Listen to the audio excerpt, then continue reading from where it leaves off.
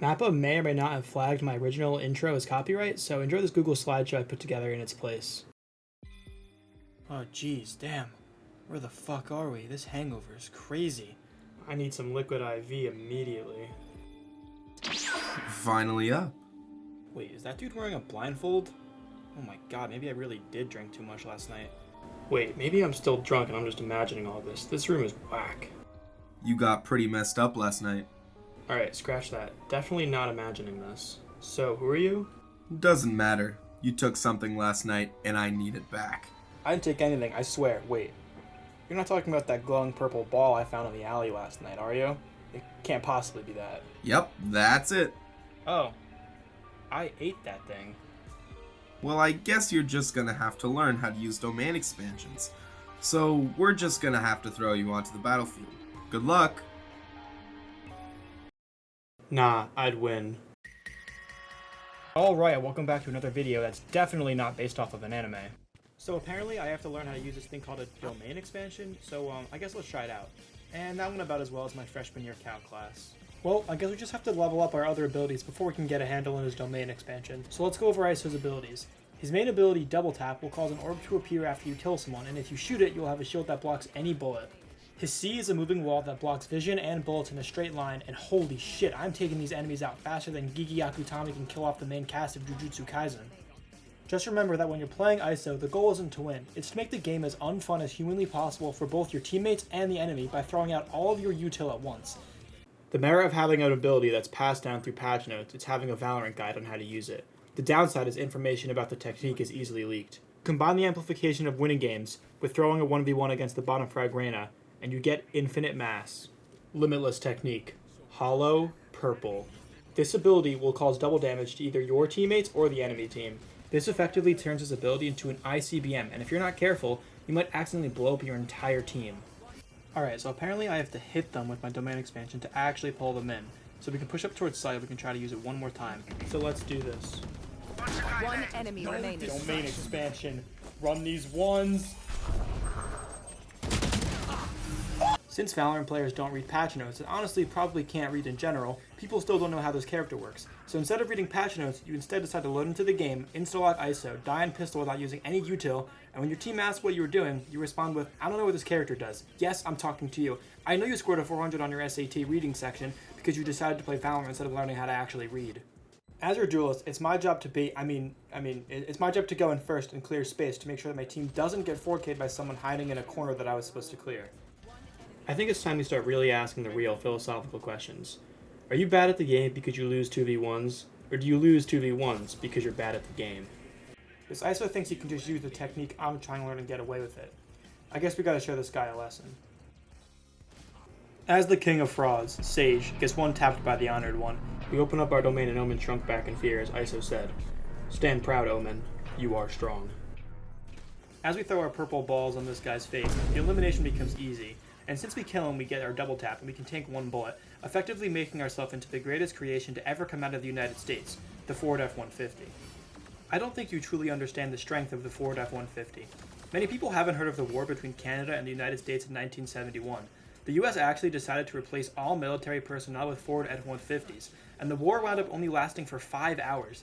The United Nations then decided to add a rule banning Ford F-150s from the field of battle. Don't believe me? Look up Ford F-150 Rule 34. The reason why ISO is so strong in the hands of a skilled player is much like Reyna. It's due to his snowballing potential.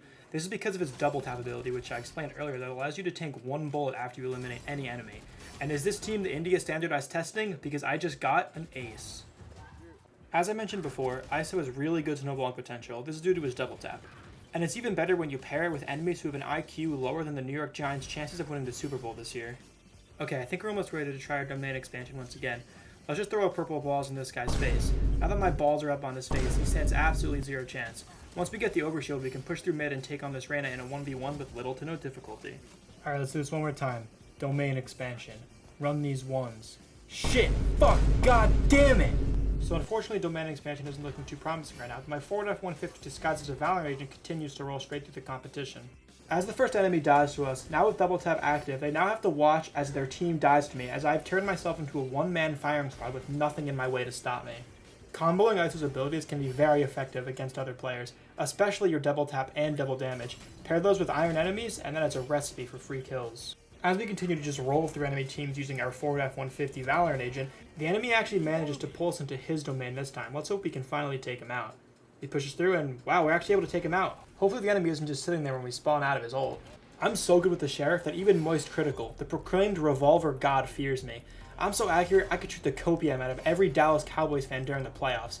If any of you are watching, just please give up. They're going to get out in the first round, just get over it. Staying on the topic of football, we're able to drop both of these guys faster than Aaron Rodgers got injured this season. Now that we're actually able to take enemies out inside of our domain, we have to try to work on actually winning rounds after. So once we take this Viper out, we actually have to try to work through the site. But after all, throughout heaven and earth, I alone am the one who gets 4Ks and still manages to lose rounds. We got Sage out here looking like post-2017 Chris Davis, sub-200 batting average looking ass. I sure hope your death doesn't allow me to use my domain where I'm able to eliminate the enemy before winning the round after we come out of it. Moving on, Duelist's main priority is to get kills at any cost, so letting your team die to ensure kills is a great way of getting wins. Since I got 2 kills this round, it can't possibly be my fault even though we lost the round. It's obviously my teammates' fault for dying before me.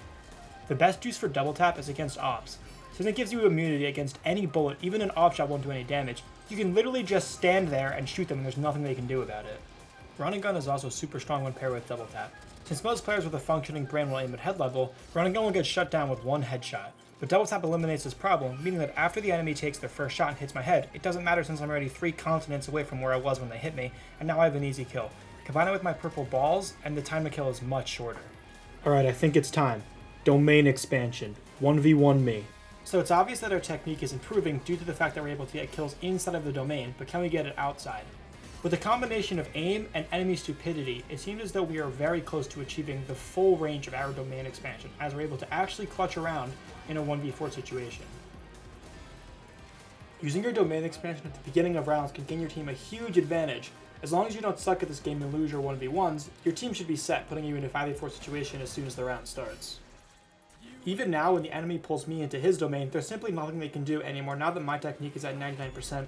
It completely invalidates enemies' techniques on me, and even after so we can spawn out of his ult, killing his teammates before finally wiping out the Gecko to close out the round for our team. And now I believe it's time for our victory domains. Using our domain expansion has become another autonomous function for us, like walking and breathing. Oh, also by the way, in case you're wondering, you are now controlling your breathing and blinking. You're welcome. The enemies stand actually 0 chance, and I think we're ready to do it. Using our double tap efficiently, we're able to take 3 enemies out in quick succession, which lines us up perfectly to use it. Oh god, not again. These players are pretty strong, but they aren't in their prime anymore. If they were in their prime, they might give me some trouble. But would you lose? Nah, I'd win. Domain expansion. Infinite skill gap. Those who inherited the curse of downloading Valorant, the one who couldn't stop queuing, they would all bear witness to loser's queue of the one who is hard stuck, to the one who does not go outside, and his overwhelming stench.